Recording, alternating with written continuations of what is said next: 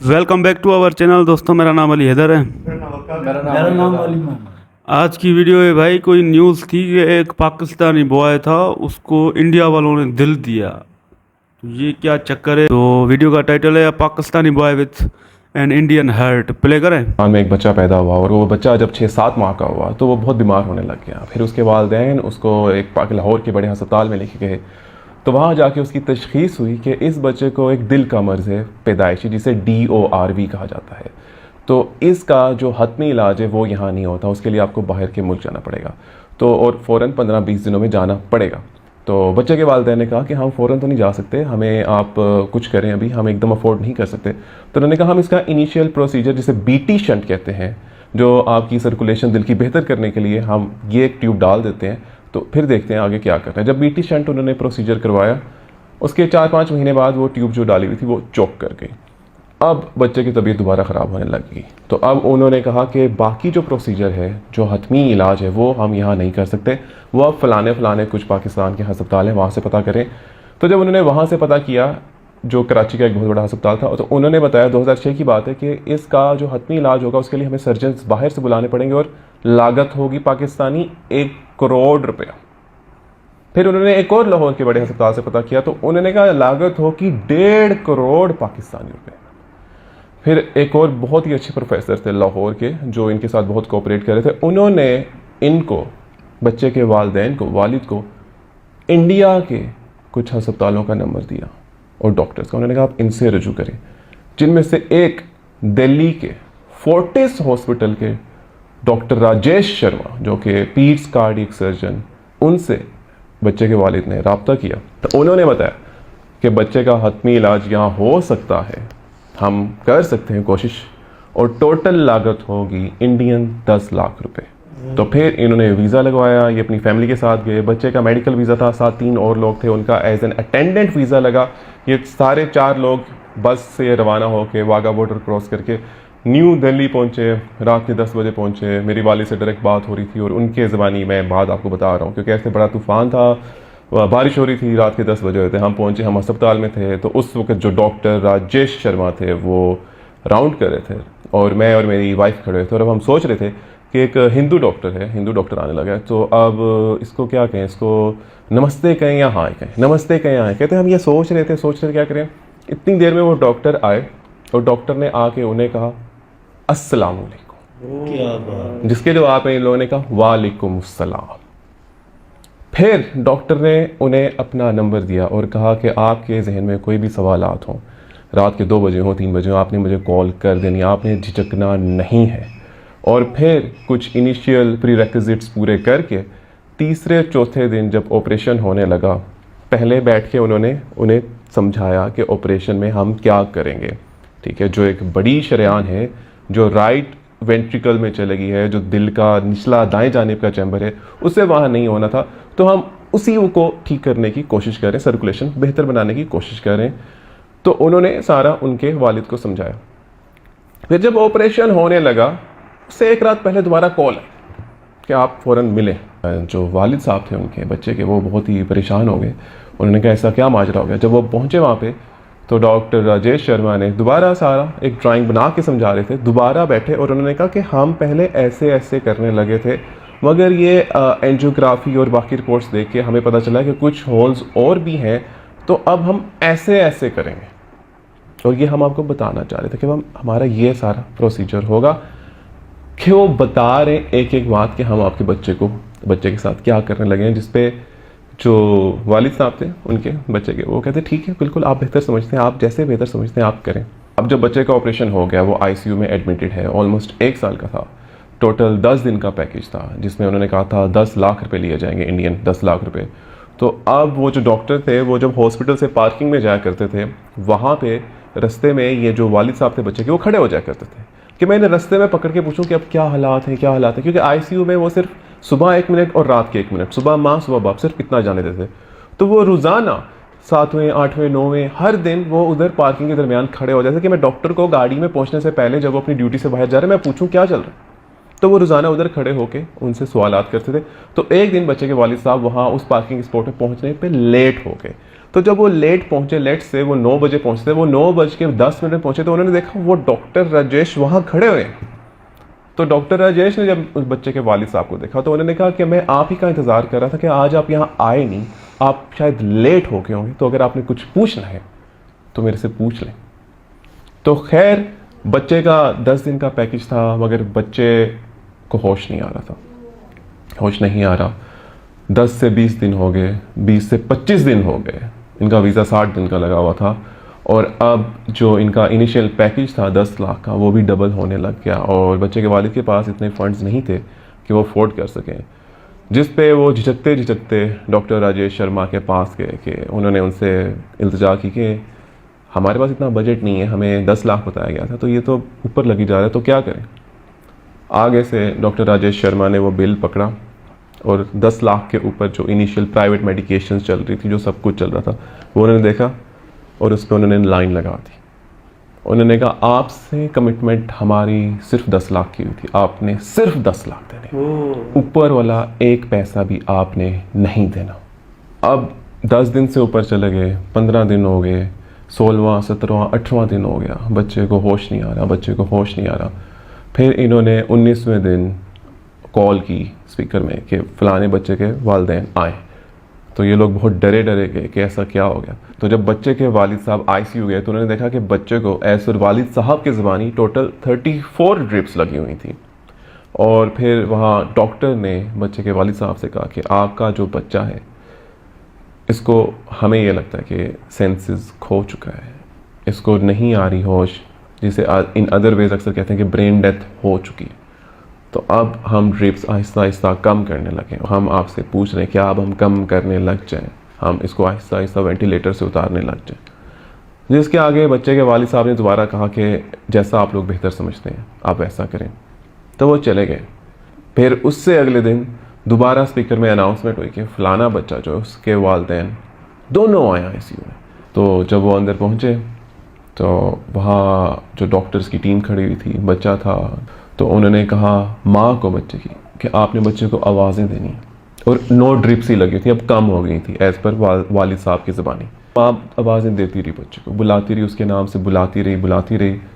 तो फिर वालिद साहब ने तो नोट नहीं किया, मगर माँ ने किया कि बच्चे की आंख थोड़ी सी हिली, और माँ ने कहा कि इसकी आंख हिली है।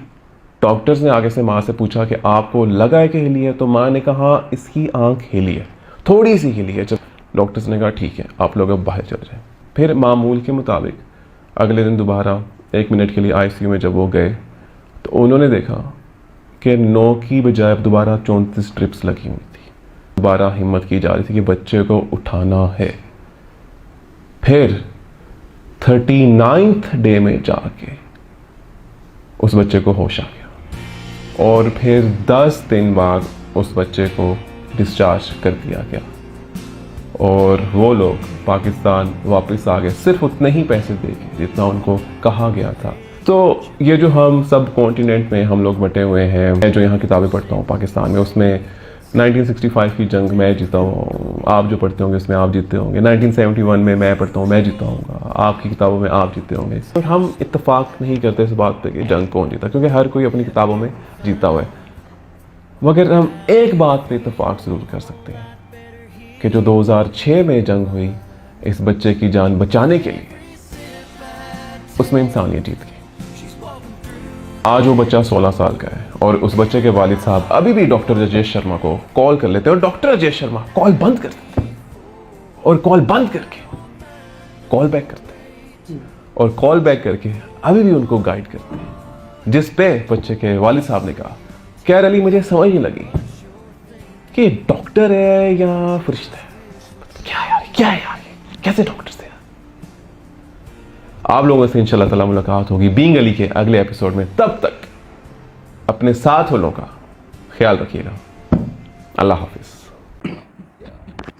सल्यूट है भाई डॉक्टर राजेश शर्मा को यार, उसने ना भाई एकदम मौजज़ा करके दिखाया यार, एक बच्चे को भाई जिंदा कर दिया भाई इतने दिन बाद। बहुत अच्छा लगा यार, ये इंडिया का एजुकेशन सिस्टम भाई, तभी तो वहाँ पे तालीम पे ध्यान देते हैं ना। और आज जो हमने ये सुना यार, भाई रोंगटे खड़े हो गए भाई यार, कसम से यार मुझे तो अंदर से ही फील हो रहा है कि यार उस वक्त क्या उनकी यार होगी, जहाँ पे इतने पैसे लगा रहे थे, जहाँ पे बस वो मरीजों का वो सोचते ही नहीं, बस पैसा चाहिए। एक सीन देखा था ना, बिजनेस हो रहा था लाश पे भी। तो ये हकीकत है हमारे यहाँ, और वहाँ पे देखो तो भाई क्या बात है यार, डॉक्टर्स ने भाई दिल जीत लिया आज हमारा इंडिया वालों ने यार। हम हमेशा कंपैरिजन करते रहते, उन्होंने तो ये सोचा ही नहीं, बस उन्होंने सोचा ये इंसान का बच्चा है, इसकी हमें जान बचानी है। और हमारे वाले जो माँ बाप थे पाकिस्तानी, वो कंफ्यूज हो रहे थे जब वहाँ पहुँचे तो नमस्ते करें या क्या करें, तो सामने से उन्होंने सलाम किया।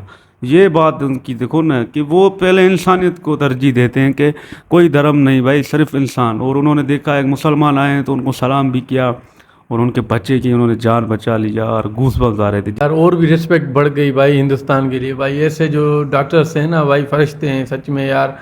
क्या इन्होंने कामयाब तरीन ऑपरेशन कर दिया भाई साहब, सक्सेसफुल।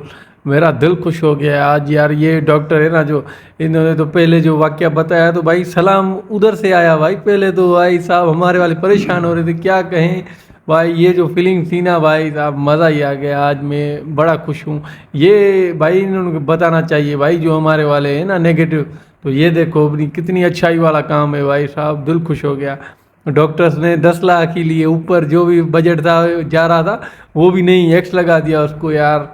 ये डॉक्टर भाई जिंदाबाद। आ रहे यहाँ तो भाई 1.5 करोड़ 2 करोड़ लग रहे थे, डॉक्टर बाहर से आ रहे थे, ये उन्होंने भाई 10 लाख में कर दिया ना, ये बड़ी बात है यार। हाँ भाई, आज तो बड़ा अच्छा था वीडियो हिंदुस्तान और पाकिस्तान का बताया। पाकिस्तान में पहले बताया था भाई बिजनेस चल रहा था उस बच्चे का, 1.5 करोड़ 1 करोड़ ये डॉक्टर लेते। बाकी हिंदुस्तान में डॉक्टर राजेश खन्ना ने 10 लाख रुपए में भाई जो इंसानियत की जो खिदमत की ना, आज तो दिल जीत लिया उसने।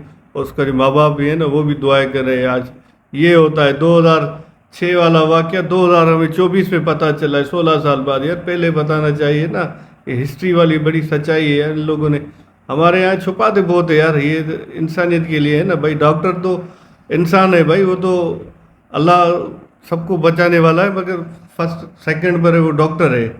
जो लोग उनको गालियाँ देते रहते, हम तो यहाँ पर देंगे भाई, यहाँ पर बिजनेस चलता है, कारोबार चलता है। बाकी इंडिया में देखो ना, वो किसी भी धर्म में जो भी आया भाई, पहले तो फर्स्ट आप वो मरीज़ को ठीक करेंगे, उसके बाद ही आपको पैसे लेंगे। यहाँ पर तो भाई ऐसा नहीं है भाई, इधर जाओ उधर जाओ, रगड़ा ये वो रगड़ा, कारोबार चलता रहता है। बाकी आज जो डॉक्टर राजेश खन्ना ने काम किया है ना, आज तो दिल जीत ही लिया।